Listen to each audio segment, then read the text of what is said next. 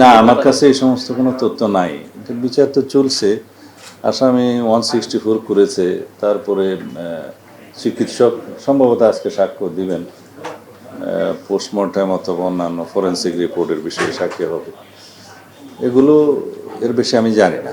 আদালতে বলেছে কিনা আমি জানি না। আর আদালত সম্ভবত একটা নির্দেশনা দিয়েছে যে আদালতের অনুমতি ছাড়া যেন বাইরের কারোর সাথে কোনো কথা না বলে আসে। রামেশা হত্যার বিচার কাজ চলমান আছে। বিচারাধীন বিষয়ে কোনো মন্তব্য করা, আলোচনা করা সঠিক নয়। আমরা আমাদের পক্ষ থেকে যে সহযোগিতা, তদন্তকারী কর্মকর্তা, সাক্ষীদেরকে নিয়ে যাওয়া, সাক্ষ্য গ্রহণ করানো, এগুলো আমরা করাতে পারি।